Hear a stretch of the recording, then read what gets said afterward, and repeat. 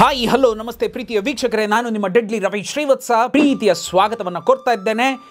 ವಾಪಸ್ ಬ್ಯಾಂಗ್ಳೂರಿಗೆ ಬರ್ತೇನೆ. ಬ್ಯಾಂಗ್ಳೂರಿಗೆ ಬಂದಿದ್ದ ತಕ್ಷಣ ಈ ಕಡೆಯಿಂದ ಏನೇನು ನಾನೆಲ್ಲ ಅಲ್ಲಿಂದ ತಂದಿದ್ನೋ, ಅಂದರೆ ಹಾರ್ಡ್ ಡಿಸ್ಕಲ್ಲಿ ಏನೆಲ್ಲ ಹಾಕ್ಕೊಂಡೆಲ್ಲ ತಂದಿದ್ದೋ ಅದನ್ನೆಲ್ಲ ತಂದು ನಾನು ಇಲ್ಲಿ ಪ್ರಸಾದಕ್ಕೆ ಕೊಡ್ತೇನೆ. ಪ್ರಸಾದ್ನಲ್ಲಿ as it is everything is over there, now the copy is coming out. ಇದನ್ನು ನಾವು ಫಸ್ಟ್ ಕಾಪಿ ಅಂತೀವಿ. ಅಂತಂದರೆ ಎಲ್ಲಾದರೂ ಏನಾದರೂ ಕಲರ್ ಕರೆಕ್ಷನ್ಸ್ ಬೇಕಾಗಿರತ್ತಾ, ಎಲ್ಲಾದರೂ ಏನಾದರೂ ಬೇರೆ ವಿಷಯಗಳು ಬೇಕಾಗಿರತ್ತಾ, ಎಲ್ಲಾದರೂ ಏನಾದರೂ ಈ ಥರದ್ದೆಲ್ಲ ಇರುತ್ತಲ್ಲ, ಅದೆಲ್ಲವನ್ನು ನೋಡ್ಕೊಳ್ಳೋ ಅಂತಹ ಚೀಫ್ ಟೆಕ್ನಿಷಿಯನ್ಸ್ಗೆ ಕೊಡುವಂತಹ ಒಂದು ಪ್ರೊಜೆಕ್ಷನ್ ಅದು. ಅಂದರೆ ಪ್ರಸಾದಲ್ಲಿ ಏನಾಗುತ್ತೆ, ದಟ್ ಫಸ್ಟ್ ಕಾಪಿ ಪ್ರೊಜೆಕ್ಷನ್ ಏನಿರುತ್ತೆ that will be free of cost. ಆ ನಿಟ್ಟಿನಲ್ಲಿ ಎಲ್ಲವೂ ಆಗಿ ನಾನು, ಮಂಜು, ಶೋಭಾರಾಜಣ್ಣ ಅವರು, ಸ್ವರೂಪ್ ಅವರಿದ್ದರು ಇಲ್ವೋ ಮರ್ತುಬಿಟ್ಟೇರಿ, ದಯವಿಟ್ಟು ಕ್ಷಮಿಸಿ. ಸಾಧು ಕೋಕಿಲ ನ್ಯಾಯವಾಗೇನು ಅಂತಂದರೆ ಮಿಕ್ಸಿಂಗಲ್ಲೆಲ್ಲ ಬಂದು ಮ್ಯೂಸಿಕ್ ಡೈರೆಕ್ಟರ್ಸ್ ಕೂತ್ಕೋತಾರೆ, ಇದೊಂದು ವಾಡಿಕೆ. ಆದರೆ ನನ್ನಲ್ಲಿದ್ದಂತಹ ಹಸುವು, ನನ್ನಲ್ಲಿದ್ದಂತಹ ವಿಷಯಗಳು, ನನ್ನಲ್ಲಿದ್ದಂತಹ ಇದು ಬೇಕು, ಇಲ್ಲೇ ನಾನು ಸೌಂಡ್ ರೈಸ್ ಮಾಡಿ ಇದೆಲ್ಲ ಹೇಳ್ತಿದ್ನಲ್ಲ, ಸಾಧು ಬಿಟ್ಬಿಟ್ಟಿದ್ರು. ಅಪ್ಪ ನೀನು ಏನಾದ್ರು ಮಾಡ್ಕೊಳ್ಳಪ್ಪ, ನನ್ನ ಕೆಲಸ ಈ ಸಿನಿಮಾಗೆ ಮುಗೀತಲ್ಲ. ಅಂದರೆ ಆ ಪ್ರೆಷರ್ ಅಷ್ಟೊಂದು ಹೋಗ್ತಾ ಇತ್ತು ನನ್ನ ಮತ್ತು ಸಾಧು ಮಧ್ಯದಲ್ಲಿ. ಆ ನಿಟ್ಟಿನಲ್ಲಿ ಸಾಧು ಬರ್ತಾರೆ, ಮ್ಯಾಥ್ಯೂ ಬರ್ತಾರೆ, ಮತ್ತು ಲಕ್ಷ್ಮಣ್ ರೆಡ್ಡಿ ಬರ್ತಾರೆ ಎಡಿಟರ್, ಆ್ಯಂಡ್ ರಾಜನ್ ಬರ್ತಾರೆ. ಈ ಥರ ಒಂದು 7-8 ಜನ ಮಾತ್ರ ಕೂತ್ಕೊಂಡು ಸಿನಿಮಾ ನೋಡಿದ್ವಿ. ಸಿನಿಮಾ ನೋಡ್ತಾ ಇರಬೇಕಾದ್ರೆ ಇದಾ ನನ್ನ ಕೂಸು, ಇದು ಇಷ್ಟಕ್ಕ ನಾನು ಎಲ್ಲ ಕಷ್ಟಗಳು ನಿಮಗೇನಾಗತ್ತೆ, ಒಂದು ಸರಿ ಒಂದೊಂದು ಸೀನು ನಡೀತಾ ಇರಬೇಕಾದ್ರೂ ಆ ಒಂದು ಓಪನಿಂಗ್ ಇದು, ಆ ವಿಷಯಗಳು ಎಲ್ಲವೂ ಬರ್ತಾ ಹೋಗುತ್ತೆ. ನಾವು ಲಾಸ್ಟ್ ಎಪಿಸೋಡಲ್ಲಿ ನಾನು ಬಿಟ್ಬಿಟ್ಟಿದ್ದೆ ಒಂದು ವಿಷಯನ, ಅಬೌಟ್ ದಿಸ್ ರವಿ ಬೆಳಗೆರೆ. ಸ್ಪೀಡಪ್ನಲ್ಲಿ ರವಿ ಬೆಳಗೆರೆ ಬಗ್ಗೆ ಬಿಟ್ಬಿಟ್ಟಿದ್ದೆ. ವಾಯ್ಸ್ ಎಲ್ಲಿ ಸಿಕ್ತು ಅಂತ ನಾನು ನಿಮ್ಗೆ ಹೇಳಲೇ ಇಲ್ಲ ಅಲ್ವಾ. ಅವರ ಆಕಾಶ್ ರೆಕಾರ್ಡಿಂಗ್ ಕಂಪನಿಗೆ ಅವ್ರು ಬರಲೇ ಇಲ್ಲ. ಅವರು ಕೊನೆಗೂ ಒಬ್ಬ ಗುರು ಶಿಷ್ಯನ ಸಂಬಂಧದಲ್ಲಿ ಅವ್ರು ಡಬ್ಬಿಂಗ್ ಮಾಡಲೇ ಇಲ್ಲ. 25,000 ರೂಪಾಯಿಗಳನ್ನ ಕೊಡೋವರೆಗೂ ಅವ್ರು ಡಬ್ಬಿಂಗ್ ವಾಯ್ಸ್ ಕೊಡಲೇ ಇಲ್ಲ. ಅವ್ರು ಡಬ್ಬಿಂಗ್ ಮಾಡಿದ್ದು ಎಲ್ಲಿ ಅಂತಂದರೆ, ಆ್ಯಕ್ಚುಲಾಗಿ ನಾವು ಕ್ರೈಮ್ ಡೈರಿ ಅಂತ ಮಾಡ್ತಾ ಇದ್ವಿ. ರವಿ ಬೆಳಗೆರೆ ಅವ್ರ ಜೊತೆ ನಾನು 100 ಎಪಿಸೋಡ್ ಕ್ರೈಮ್ ಡೈರಿಗೆ ಹಗಲು ರಾತ್ರಿ ಕೆಲಸ ಮಾಡಿದ್ದೆ. ಅವರು ಯಾವ ಕೋಣೆಯಲ್ಲಿ ಕೂತ್ಕೋತಾ ಇದ್ರೋ ಆ ಪಕ್ಕದ ಕೋಣೆಯಲ್ಲಿ ಒಂದು ಗೋಡೆಯನ್ನು ಕಟ್ಟಿಸಿ ಅಲ್ಲಿ ನಾವು ಆವಿಡನ್ನು ಹಾಕಿ ಅಲ್ಲೇ ಒಂದು ಸಿಸ್ಟಮ್, ಅಲ್ಲಿ ಬಂದು ನರೇಟ್ ಮಾಡ್ತಾರೆ, ಪ್ರೀತಿಯ ವೀಕ್ಷಕರೇ ಅಂತ ಹೇಳ್ತಾರೆ, ಪ್ರಿಯ ವೀಕ್ಷಕರೇ ಅಂತಾರಲ್ಲ, ಇದೆಲ್ಲ ನೆನಪಿದೆಯಾ? ಅಲ್ಲಿ ಡಬ್ಬಿಂಗ್ ಮಾಡ್ತಾಯಿದ್ರು. ನಾನು ಅಲ್ಲಿಗೂ ಹೇಳಿದೆ, ಅಟ್ಲೀಸ್ಟ್ ಆ ಒಂದು ಕೋಣೆಯೆಲ್ಲರೂ ಡಬ್ಬಿಂಗ್ ಮಾಡಿಸಿ ಕಳಿಸಿ ನನಗೆ ವಾಯ್ಸನ್ನು ಅಂತಂದೆ. ಅಲ್ಲೂ ಮಾಡಿಲ್ಲ. ಅದೇನೋ ಸಿಸ್ಟಮ್ ಕೆಟ್ಟೋಗಿದೆ ಅಂತಂತೆ. ಫೈನಲ್ಲಾಗಿ ನನಗೆ ನನ್ನ ವಾಯ್ಸ್ ಬಂದಿದ್ದು ಯಾವುದರಲ್ಲಿ ಅಂತಂದರೆ, ಟೇಪ್ ರೆಕಾರ್ಡರ್ ಕ್ಯಾಸೆಟ್ಟಲ್ಲಿ ಮಂಜು ಅವರು ಸತತವಾಗಿ ಒಂದು 5-10 ಸರಿ ಏನೋ ಹೋಗಿ ಬಂದು ಸರ್ ಇದೇ ವಾಯ್ಸ್ ಬೇಕಾ ಸರ್ ನಿಮಗೆ ಅಂತಂದು. ನನಗೆ ಇಷ್ಟ, ಅದು ಆ ವಾಯ್ಸ್ ಇಷ್ಟ, ಅಷ್ಟು ಇಷ್ಟಪಡ್ತಾ ಇದ್ದೆ. ಆ ವಾಯ್ಸ್ ಇಷ್ಟ, ಅದು ತೊಗೊಳ್ಳಿ, ಅದು ಎಳ್ಕೊಳ್ಳುತ್ತೆ, ಜನರಿಗೆ ಅದು ಇಷ್ಟ ಆಗತ್ತೆ ಅಂತ ಹೇಳಿ ಆ ವಾಯ್ಸ್ ತೊಗೊಳೋದಕ್ಕೆ ಸರ್ 25,000 ರೂಪಾಯಿ ಕೇಳ್ತಾ ಇದ್ದಾರೆ, ಹಾಳಾಗೋಗ್ಲಿ ಕೊಟ್ಬಿಡಿ ಅಂತಂದೆ. ಕೊನೆಗೆ ಅದನ್ನು ಟೇಪ್ ರೆಕಾರ್ಡ್ರ್ ವಾಯ್ಸಲ್ಲಿ, ಆಗಿನ ಕಾಲದಲ್ಲಿ ಪ್ಯಾನಾಸೋನಿಕ್ ಅಂತ ಒಂದು ಬರ್ತಾಯಿದ್ದು ಚಿಕ್ಕದು, ಅದರಲ್ಲೇ ರೆಕಾರ್ಡ್ ಮಾಡಿ ಇದು ತೊಗೊಂಡೋಗಿಪ್ಪ ನನಗೆ ಮೂಡಿಲ್ಲ ಅಂದ್ರಂತೆ. Everything over. ಆ ಸೌಂಡನ್ನೇ ಅಲ್ಲಿಗೆ ಬಂತು. ಆ ಕ್ಯಾಸೆಟ್ನ ಪಾಪ ಕೊರಿಯರಲ್ಲಿ ಮಾಡಿ ಕಳಿಸಿದ್ರು. ಆ ಕೊರಿಯರಿಂದ ಕ್ಯಾಸೆಟನ್ನು ಇದಕ್ಕೆ ಡಂಪ್ ಮಾಡಿ ಸಿಸ್ಟಮಿಗೆ ಡಂಪ್ ಮಾಡಿ ಸಿಸ್ಟಮಿಂದ ಅದನ್ನು ಹಂಗೆ ಎಪ್ಸಿದ್ವಿ, ಬೂಸ್ಟ್ ಮಾಡಿದ್ವಿ. ಆ ನಿಟ್ಟಿನಲ್ಲೆಲ್ಲ Deepan Chatterjee he help me a lot. ಪ್ರತಿಯೊಂದು ಸೆಕೆಂಡಲ್ಲೂ Ravi should I move the sound, Ravi should I you need this much of effects, ಬಮ್ ಬಮ್ ದುಮ್ ದುಮ್ ದುಮ್ ದುಮ್ ದುಮ್ ದುಮ್ ದುಮ್ ದುಮ್ ದುಮ್ ಇದೆಲ್ಲ ಬೂಸ್ಟ್ ಮಾಡಿದ್ರೆ ಸರ್ ಎದುರುಗಡೆ ಯಾರು ಥಿಯೇಟ್ರಲ್ಲಿ ನೋಡ್ತಾರೋ ಅವ್ರು ಎದೆಗೆ ಬಂದು ನಂಗೆ ಹೊಡಿಬೇಕು ಸರ್. ಅವರು Ravi are very commercial minded ಅನ್ನೋರು. ಸರ್ ನಂಗೆ ಆ ಸಾಫ್ಟ್ನೆಸ್ ಇಷ್ಟ ಇಲ್ಲ ಸರ್, ಮೇಕಿಂಗಲ್ಲೆಲ್ಲೋ ಒಂಚೂರು ಸಾಫ್ಟ್ ಅಂತ ಕನ್ಸಿದ್ರು ಕೂಡ ಸಾಧು ಅವ್ರು ರೆಕಾರ್ಡಿಂಗ್ ಮತ್ತು ರಾಜನ್ ಅವರ ಎಫೆಕ್ಟ್ಸ್ ಇದೆಯಲ್ಲ ಸರ್, ಅದನ್ನ ಹಾಕಂಗೆ ಗುತ್ತಬೇಕು ಸರ್ ಅಂತ ಇದೆಲ್ಲ ಮೊದಲಿಂದಿತ್ತು ನನಗೆ. ಆ ನಿಟ್ಟಿನಲ್ಲಿ ಹೆಲ್ಪ್ ಮೀ ಲಾಟ್. ಎಲ್ಲವೂ ಏನು ಹೋರಾಟಗಳನ್ನೆಲ್ಲ ನಡೆಸ್ಕೊಂಡ್ಬಂದಿದ್ದೆ, ಇವತ್ತು ಅದನ್ನು ಕಾಪಿಯಲ್ಲಿ ನೋಡ್ತಾ ಇದ್ದೀನಿ. ಒಂದೊಂದಾಗಿ ರೀಲ್ ನೋಡಿ ಹೊರಗಡೆ ಬಂದ್ವಲ್ಲ, it was a beautiful amazing moment. ಒಬ್ರಿಗೊಬ್ರಿಗೆ ಹಗ್ ಮಾಡ್ಕೋತಾ ಇದ್ದೀವಿ ಅಷ್ಟೇ. ಎಲ್ಲ ಹಗ್ ಮಾಡಿಕೊಂಡು ಎಲ್ಲ ಆಯಿತು. ಒಂದು ಆಸೆ ಇರುತ್ತೆ ಗೊತ್ತಾ, ಏನು ಹೇಳಿ, ಈಗ ಎಲ್ರೂ ಕರೆದು ತೋರಿಸ್ಬೇಕು. ಎಷ್ಟು ಜನ ದುಡ್ದಿದ್ದಾರೆ ಆ ಸಿನಿಮಾಗೆ. ಆದಿ ಆಗಿರ್ಬೋದು, ರಕ್ಷಿತ್ ಆಗಿರ್ಬೋದು, ಅವರಾಗಿರ್ಬೋದು, ಇವರಾಗಿರ್ಬೋದು, ತಾರಮ್ಮ ಆಗಿರ್ಬೋದು, ಅವಿನಾಶ್ ಆಗಿರ್ಬೋದು, ದೇವರಾಜ್ ಸರ್ ಆಗಿರ್ಬೋದು. Yes, now we need to pump this film. ಎಲ್ಲರೂ it should become a mouth publicity. ಇಲ್ಲೇನಾಗೋಗ್ತಾ ಇದೆ, ಜೋಗಿ ಹತ್ತಿರಕ್ಕೆ ಬಂದ್ಬಿಡ್ತಾ ಇದೆ. ಅಂದರೆ ವರಮಹಾಲಕ್ಷ್ಮಿ ದಿವಸ ಅವ್ರು ಬಂದ್ಬಿಡ್ತಾ ಇದ್ದಾರೆ. ಈಗ ನಾವು ರಿಲೀಸ್ ಮಾಡಿಬಿಡ್ಬೇಕು, ನಾವು ಯಾವಾಗ ರಿಲೀಸ್ ಮಾಡಬೇಕು, ಲೇಟ್ ಮಾಡಿಬಿಟ್ರೆ ನಮ್ಮದು ಹವಾ ಹೋಗ್ಬಿಡುತ್ತೆ. ಅಯ್ಯೋ ಸಿನಿಮಾ ಬಂತಂತೆ, ಕಾಪಿ ಬಂತಂತೆ, ಏನೋ ಆಗಿರಬೇಕಂತೆ, ಅದಕ್ಕೋಸ್ಕರ ಲ್ಯಾಗ್ ಆಗ್ತೈತೆ ಅಂತ. ಬಿಕಾಸ್ ಈ ಮಾತುಗಳು ಯಾವಾಗ ಬರುತ್ತೆ ಅಂತಂದರೆ, ಒಂದು 15 ದಿನ ಆಗೋಯ್ತು. ಎಸ್ಪೆಷಲಿ ಆ distributor himself is a producer ನಾವು, Manju. Is backed up by KCN Kumar. ಈ ನಿಟ್ಟಿನಲ್ಲಿ ಇರಬೇಕಾರಲ್ಲ ನಮ್ದು ಲೇಟ್ ಆಗಿಬಿಟ್ರೆ ತಪ್ಪಾಗ್ಬಿಡುತ್ತೆ. ಫಟ್ಟ ಬರಬೇಕು, ನಾವು ಯಾವುದೇ ಕಾರಣಕ್ಕೂ ಹಿಂದುಳಿಬಾರ್ದು ಅಂತ ಏನು ಮಾಡಿದ್ವಿ, ಮೇಲಿಂದ ಮೇಲೆ ಪ್ರೊಜೆಕ್ಷನ್, ಇದು ಮೌತ್ ಪಬ್ಲಿಸಿಟಿ ಶುರು ಆಗಬೇಕು ಅಂತ. ಇಲ್ಲೂ ಕೂಡ ನನಗೆ ನೋವಾಗಿದ್ದೇನು ಅಂತಂದರೆ, ಆದಿತ್ಯ ಅವರ ಫುಲ್ ಫ್ಯಾಮಿಲಿ ಎಲ್ಲ ಬಂದು ನೋಡಿದ್ರಲ್ಲ ವೀಕ್ಷಕರೇ. ರಾಜೇಂದ್ರ ಸಿಂಗ್ ಬಾಬು ಅವರು ಹೊರಗೆ ಬಂದು ಒಂದೇ ಒಂದು ಸರಿನೂ ರವಿ ಚೆನ್ನಾಗಿ ಮಾಡಿದೆ ಅಂತ ಮಾತು ಹೇಳಲೇ ಇಲ್ಲ. ಚೆನ್ನಾಗಿದೆಯಪ್ಪ ಅಷ್ಟೇ, ಮುಗ್ದೋಯ್ತು. ವಿಜಯಲಕ್ಷ್ಮಿ ಸಿಂಗ್ ಮೇಡಮ್, ಆಮೇಲೆ ಅವ್ರ ತಾಯಿ ಆದಿತ್ಯ, ಅವ್ರ ತಾಯಿ ಹೊರಗಡೆ ಬಂದು ಕಣ್ಣಲ್ಲಿ ನೀರು ಹಾಕ್ಬಿಟ್ರು. ಆ ಇಬ್ಬರು ಮುದ್ದಾದ ತಂಗಿರು, ಆ ಕಡೆ ಜೈ ಜಗದೀಶ್ ಸರ್, ಈ ಕಡೆ ಪ್ರತಿಮಾ ದೇವಿ ಅವರು, ಎಲ್ಲರೂ ಎವ್ರಿ ಒನ್ ಈಸ್ ಹ್ಯಾಪಿ. ನಾನು ಅಪೇಕ್ಷೆ ಮಾಡ್ತಾ ಇದ್ದಿದ್ದೇನು ಅಂತಂದರೆ, ಆ ನಿರ್ದೇಶಕರಿಂದ ಒಂದು ಮಾತು ಬರುತ್ತೇನೋ ಅಂತ. ಬರಲಿಲ್ಲ. ಓಕೆ, ಅದು ಅವತ್ತಿನ ದಿವಸನೇ ಏಟ್ ಬಿದ್ಬಿಟ್ಟ ಮೇಲೆ ಇಲ್ಲೇನು ಮಾಡಿದ್ರೆ ಏನು ಬರುತ್ತೆ, ಇಲ್ಲೇನೂ ಬರಲಿಲ್ಲ. ಇಲ್ಲಿ ನನಗೆ ಇವತ್ತಿನ ಎಪಿಸೋಡಲ್ಲಿ ತುಂಬ ಖುಷಿಯಾಗೋ ವಿಷಯಗಳೇನು ಗೊತ್ತಾ ಅಪ್ಪ, ನಂದೊಂದು ಕಾಪಿ ಬಂದಿದೆಪ್ಪ, ಏನಾದ್ರು ಬರೋಕ್ಕಾಗತ್ತಾ ಅಂತಂದೆ. ಎಲ್ಲಿ ಅಂತ ಸೌಂಡ್ ಬಂತು. ಅಪ್ಪ ರೇಣುಕಾಂಬಾಲಿ ಒಬ್ರಿಗೆ ನಾನು ಪ್ರೊಜೆಕ್ಷನ್ ರೆಡಿ ಮಾಡ್ತೀನಪ್ಪ. ಎಷ್ಟು ಗಂಟೆಗೆ ಅಪ್ಪ, ಈ ಥರ ಹಿಂಗಿದೆಪ್ಪ, ನೀವು ಎಷ್ಟು ಗಂಟೆ ಹೇಳಿದ್ರು ಐ ಆಮ್ ರೆಡಿಪ್ಪ. ಸರಿಪ್ಪ ನಾನು ಬರ್ತೀನಿ. ಎಷ್ಟು ಗಂಟೆಗೆ, ಎಲ್ಲಿ, ಇದೆಲ್ಲ ಈ ಮೆದುದನಿಯಲ್ಲಿ ಕೇಳಿದಂತಹ ವ್ಯಕ್ತಿ ಇಟ್ ವಾಸ್ ಲವ್ವಬಲ್ ಸುದೀಪ್ ಸರ್. ಆಗೋಗಿದೆ 5 ತಿಂಗಳ ಸತತವಾದ ಒಂದು ಗ್ಯಾಪ್ ಆಗೋಗಿದೆ. Ravi have back stab me.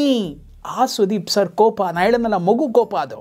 ಇವತ್ತು ನನ್ನ ರವಿ ಏನೋ ಮಾಡಿದ್ದಾನೆ, ಏನು ಮಾಡಿದ್ದಾನೆ ನೋಡೋಣ.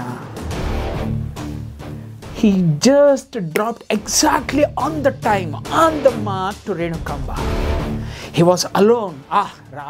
I know the way Sudeep sits. ಆ ಕಾಲ್ಗಳೆಲ್ಲ ಇರುತ್ತಲ್ಲ, ಪಕ್ಕ ಒಂದು ಅಮಿತಾಬ್ ಬಚ್ಚನ್ನ ಒಂದು ರೆಪ್ಲಿಕಾ, ಆ ಕಾಲೆಲ್ಲ ಹಂಗೆ ಸುಮ್ಮನೆ ಬಿಟ್ಬಿಟ್ಟು ಹಂಗೆ ಸುಮ್ಮನೆ ಕೂತ್ಕೊಂಡ ಅಂತಂದರೆ ಅದ್ರ ಮಜಾನೇ ಬೇರೆ. ಆ ನಿಟ್ಟಿನಲ್ಲಿ ಸುಮ್ಮನೆ ಸಿನಿಮಾ ಕೂತ್ಕೊಂಡು ನೋಡ್ತಾ ಎಲ್ಲವೂ ಆಯಿತು. ಸಿನಿಮಾ ಬಿಡ್ತು, ಹೊರಗೆ ಬಂದರು. ದಟ್ ಹ್ಯಾಂಡ್ ಶೇಕ್ ಅದಿದೆಯಲ್ಲ, ಸುದೀಪ್ ಹ್ಯಾಂಡ್ಸ್ ಇದೆಯಲ್ಲ, ನಾನು ಹೇಳಿದ್ನಲ್ಲ, ಅದೆಲ್ಲ ಬಂದಂಗೆ ಆಕೆ ಕೊಟ್ಟು ರಪ್ ಅಂತ ಹಾಗೆ ಮಾಡಿ. ರವಿ, ಈ ಸಿನಿಮಾ ಪ್ರಾಯಶಃ ನಾನು ಮಾಡಿದ್ರು ಕೂಡ ಇಷ್ಟೊಂದು ನಾನು ನಿನಗೆ ಸಪೋರ್ಟ್ ಮಾಡ್ತಿದ್ನೋ ಇಲ್ಲೋ ಗೊತ್ತಿಲ್ಲ. ಆದಿತ್ಯ ನಿಜವಾಗ್ಲೂ ಡೆಡ್ಲಿ ಸೋಮಾ ಥರ ಕಾಣ್ತಾನೆ. Convey my regards to Aditya. That was the words told by Sudeep sir. Jack ಪಕ್ಕದಲ್ಲೇ ಇದ್ದರು. ಜಾಕನ್ನು ಕರೆದು ಬಾ ಕೂತ್ಕೋ ಅಂತಂದರು. ಅವರಿಬ್ಬರು ಪ್ರಾಣ ಸ್ನೇಹಿತರು. ಎಲ್ಲ ಆಯಿತು. ಇನ್ನೂ ನೀನು ರವಿಗೆ ಸಪೋರ್ಟ್ ಮಾಡಬೇಕಾಯ್ತು ಮಂಜು ಅಂತಂದರು. ಇಲ್ಲ, ಅದು ಏನೇನೋ ಆಗೋಯ್ತು. ಅಫ್ಕೋರ್ಸ್ ಇಟ್ ಹ್ಯಾಪನ್ಸ್, ಇಲ್ಲ ಅಂತ ನಾನು ಹೇಳೋದಿಲ್ಲ. ಬಟ್ ಎಲ್ಲ ತುಂಬ ಚೆನ್ನಾಗಿ ಮಾಡಿದ್ದಾರೆ, ಅಮೇಝಿಂಗ್ ಜಾಬ್ ಅಂದು ಹೊರಟರು. Now comes Rajarajeshwari Nagar lion. ಯಾರು? ದರ್ಶನ್ ಸರ್ಗೆ ಫೋನ್ ಮಾಡಿದೆ. ನಾನು ಹೇಳಿದೆ ಗೊತ್ತಾ, ಒಂದು ಕಾಲದಲ್ಲಿ ಅದೊಂದು ಆಸೆ ಇತ್ತು. ಸುದೀಪ್ ಅವ್ರು ಹೋಗಿದ ತಕ್ಷಣವೇ ಕಮರ್ಷಿಯಲ್ ಆಗಿ ಏನಾದ್ರು ಮಾಡ್ಬೋದು ಅಂದಾಗ ದರ್ಶನ್ ಸರ್ಗೆ ಫೋನ್ ಮಾಡಿದ್ದೆ. ಅವರು ಹುಬ್ಬಳ್ಳಿ ಅಲ್ಲ, ಯಾವುದಾದ್ರು ಅಯ್ಯ ಅನ್ನೋ ಒಂದು ಸಿನಿಮಾದಲ್ಲಿ ತುಂಬ ಬ್ಯುಸಿಯಾಗಿದ್ದರು.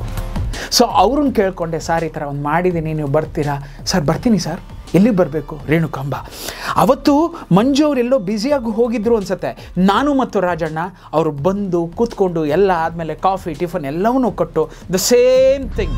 ಸುದೀಪ್ ಸರ್ ಎಲ್ಲಿ ಕೂತಿದ್ರು ಅಲ್ಲೇ ದರ್ಶನ್ ಸರ್ನು ಕೂಡಿಸಿ, ಅವರು ಕೂಡ ಅಷ್ಟೇ. ಅವರು ಸುದೀಪ್ ಅವ್ರಿಗಿಂತ ಇನ್ನೂ ಒಂದು 2-3 ಇಂಚು ಜಾಸ್ತಿ ಅನಿಸುತ್ತೆ. ಆಜಾನುಬಾಹು ಸುಮ್ಮನೆ ಹಂಗೆ ಕೂತ್ಕೊಂಡಿದ್ರು, ಸುಮ್ಮನೆ ಸಿನಿಮಾ ಎಲ್ಲ ನೋಡಿದ್ರು. ಹೊರಗೆ ಬಂದರು. ರವಿ ಅವರೇ ತುಂಬ ಚೆನ್ನಾಗಿ ಮಾಡಿದ್ದೀರಾ ಫಿಲಮ್ನ ಅಂತಂದರು. ನಿರ್ಮಾಪಕರು ಅಂತಂದರು. ಶೋಭಾ ರಾಜಣ್ಣ ಅಂತ ಪರಿಚಯ ಮಾಡಿಸಿದ್ರು. ಅವ್ರನ್ನ ಹಗ್ ಮಾಡಿದ್ರು. ಎಲ್ಲವನ್ನೂ ಆಯಿತು. ಅಲ್ಲಿಂದನೇ ಆದಿಗೆ ಫೋನ್ ಮಾಡಿದ್ರು. ಎಲ್ಲೋ ಇದೆಯಾ ಅಂತಂದರು. ಅವರಿಬ್ಬರು ಕಿನ್ ಫ್ರೆಂಡ್ಸ್. ಅವರಿಬ್ಬರು ಏನು ಮಾತಾಡ್ತಿದ್ರು, ಒಂದು ನಿಮಿಷ ಹಂಗೆ ಇರೋಲ್ಲ ಫೋನಲ್ಲಿ ಅಂದ್ಬಿಟ್ಟು ಫೋನ್ ಇಟ್ಬಿಟ್ಟು, ರವಿ ಅವರೇ ನಾನು ಹೋಗ್ಬಿಟ್ಟು ಬರ್ತೀನಿ, ತುಂಬ ಒಳ್ಳೆ ಸಿನಿಮಾ ಮಾಡಿದ್ದೀರಾ ಅಂತಂದರು. Now it is term for Devaraj sir and family. ಈ ರೀತಿ ದೇವರಾಜ್ ಸರ್ ಫುಲ್ ಪಿಕ್ಚರ್ ನೋಡಿದ್ರು. ಬಂದಿದ್ದ ತಕ್ಷಣ ರವಿ ತುಂಬ ಮುದ್ದಾಗಿ ಮಾಡಿದ್ಯಾ ರವಿ ಅಂತಂದರು. You name them, everyone they came out and they started blessing me. ಅದರಲ್ಲಿ ಒಂದೇ ಒಂದು ಪ್ರೊಜೆಕ್ಷನ್ ನಂಗೆ ಚೆನ್ನಾಗಿ ನೆನಪಿದೆ. ಜಗ್ಗೇಶ್ ಸರ್, ಬಾಲಾಜಿ ಅವರು ಮತ್ತು ಇನ್ನೊಬ್ಬರು ಯಾರು 3 ಜನಕ್ಕೆ ಹಾಕಿದ್ವಿ.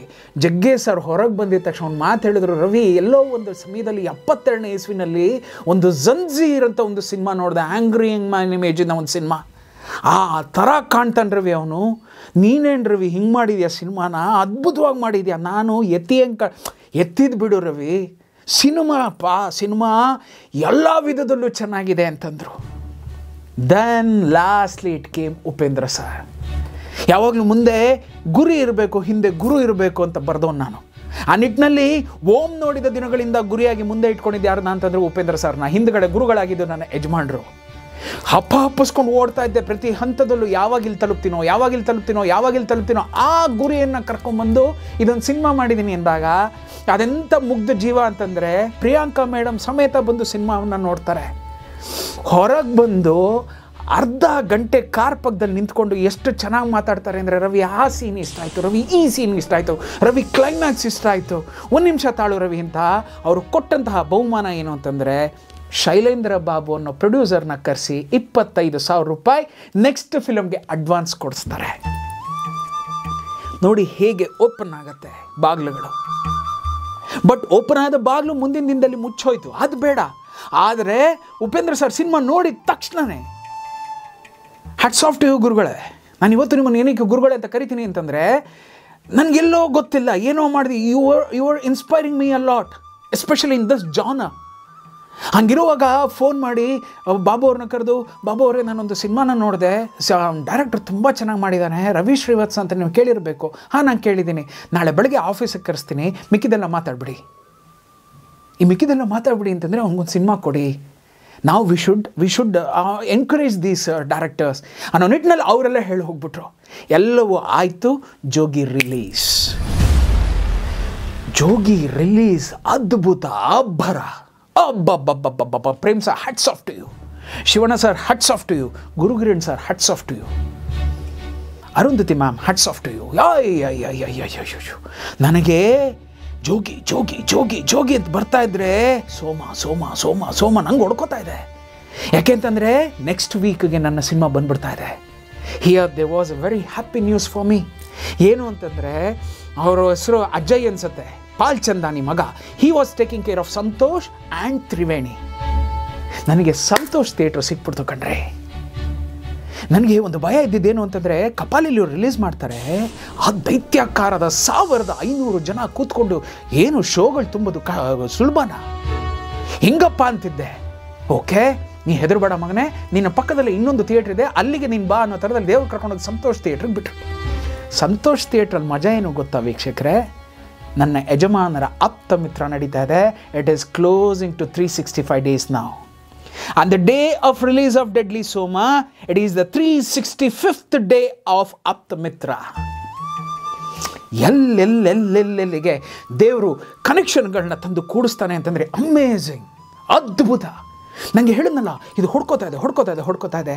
ಇಲ್ಲಿ ನನ್ನ ಮಂಜು ಮಾಡಿದಂತಹ ಒಂದು ಅಚಾತುರ್ಯ ಏನು ಅಂತಂದರೆ, ಮಂಜುಗೆ ಈ ಏಟ್ಗಳು ಬೀಳ್ತಾ ಇತ್ತು ಗೊತ್ತಾ? ಏನು ಅಂದರೆ ಸೆನ್ಸಾರ್ ಆಫೀಸು ಅದು ಇದು ಎಲ್ಲ ಆಗ್ತಾಯಿದೆ ಗೊತ್ತಾ? ಈಗ ನೋಡಿ ಎಲ್ಲ ಹೇಳ್ತೀನಲ್ಲ, ನಾನು ನಿಮ್ಗೆ ಹೇಳಿ ಬೇಗ ಮುಗಿಸ್ಬೇಕು ಅನ್ನೋದರಲ್ಲಿ ಸೆನ್ಸಾರ್ ಗಲಾಟೆನೇ ಬಿಟ್ಬಿಟ್ಟೆ. ಈ ಸೆನ್ಸಾರ್ ಗಲಾಟೆ ಏನಾಯಿತು, ರಿಲೀಸ್ ಹೇಗಾಯಿತು, ಇದನ್ನು ತಂದು ನೆಕ್ಸ್ಟ್ ವೀಕ್ ನಿಮ್ಮ ಮುಂದೆ ಇಡ್ತೀನಿ. ಪ್ರಾಯಶಃ that will be N mega episode ಅಂತಲೇ ಹೇಳಲಿಕ್ಕೆ ಇಷ್ಟಪಡ್ತೀನಿ. ನೋಡೋರು ನೋಡ್ಬೋದು, ನೋಡ್ದಿರೋಕ್ಕೆ ಇಷ್ಟ ಇಲ್ದಿರೋರು ದಯವಿಟ್ಟು ಅದನ್ನು ಸ್ವಿಚ್ ಆಫ್ ಮಾಡಿ ಮುಂದಕ್ಕೆ ಹೋಗ್ತಾ ಇರ್ಬೋದು. ಹರಸಿ, ಆಶೀರ್ವದಿಸಿ, ಪ್ರೋತ್ಸಾಹಿಸಿ. ಗುಡ್ ಬಾಯ್. ಸರೇ, ಪ್ರೀತಿಯ ವೀಕ್ಷಕರೇ, ಹೊಟ್ಬಿಟ್ರ? ನಾನಿನ್ನೂ ಇಲ್ಲೇ ಇದ್ದೀನಿ ಕಣ್ರಿ. ಕತ್ಲೆ ಆಗೋಯ್ತು ಅಂತ ಕೂಡಲೇ ಜೀವನ ಮುಗಿದೋಯ್ತು ಅಂತ ಅರ್ಥ ಅಲ್ಲ. ಕತ್ತಲಲ್ಲೇ ಬೆಳಕನ್ನು ಹುಡುಕುವಂಥ ಪ್ರಯತ್ನಗಳು ನಡಿಬೇಕು ಅಂತ ಹಿರಿಯರು ಹೇಳ್ತಾರೆ. ಡೆಡ್ಲಿ ಟುಡೆಯ ಫೇಸ್ಬುಕ್, ಟ್ವಿಟರ್ ಮತ್ತು ಇನ್ಸ್ಟಾಗ್ರಾಮ್ ಹ್ಯಾಂಡಲ್ಗಳನ್ನು ದಯವಿಟ್ಟು ಫಾಲೋ ಮಾಡಿ ಅಂತ ಹೇಳೋಕ್ಕೋಸ್ಕರ ನಾನು ಇನ್ನೂ ಇಲ್ಲೇ ಕೂತಿದ್ದೀನಿ. ಮತ್ತು ನಮ್ಮ ಈ ವಿಡಿಯೋ ನಿಮಗೆ ಇಷ್ಟ ಆಗಿದ್ದರೆ ನಿಮ್ಮ ಸೋಷಿಯಲ್ ಮೀಡಿಯಾ ಪೇಜ್ಗಳಲ್ಲಿ ಈ ವಿಡಿಯೋನ ಶೇರ್ ಮಾಡಿರಿ. ಇದು ನಿಮ್ಮ ವಿಡಿಯೋ ಕಣ್ರಿ. ಶೇರ್ ಮಾಡುವಾಗ ಅದೇನೋ ಹೇಳ್ತಾರೆ, #ಟ್ಯಾಗ್ ಅಂತ ಹಾಕಬೇಕಂತೆ. ಆಗ ಹಾಕಿ ರವಿ ಶ್ರೀವತ್ಸ ಅಂತ ನೀವು ಟ್ಯಾಗ್ ಮಾಡಿದ ಕೂಡಲೇ ನಿಮ್ಮ ವಿಡಿಯೋ, ನಿಮ್ಮ ಕಮೆಂಟ್ ನನ್ನ ಕೈಗೆ ಬಂದು ಸೇರುತ್ತೆ. ನಾನು ಆ ಕೂಡಲೇ ಸ್ಪಂದಿಸ್ತೀನಿ. ಜೀವನ ಇರೋದೇ 4 ದಿನ ಸ್ನೇಹಿತರೆ. ಅದರಲ್ಲಿ ನಾನು 3 ದಿನ ಕಳೆದುಬಿಟ್ಟಿದ್ದೀನಿ ಕಣ್ರಿ. ಉಳಿದ 1 ದಿನ ನಿಮ್ಮ ಜೊತೆ ನಗ್ನಗ್ತಾ ಇರಬೇಕು ಅಂತ ಆಸೆ ಪಡ್ತಾ ಇದ್ದೇನೆ. ನನ್ನ ಈ ಆಸೆಯನ್ನು ನೆರವೇರಿಸ್ತೀರಾ ಅಲ್ಲ? ಗುಡ್ ಬಾಯ್.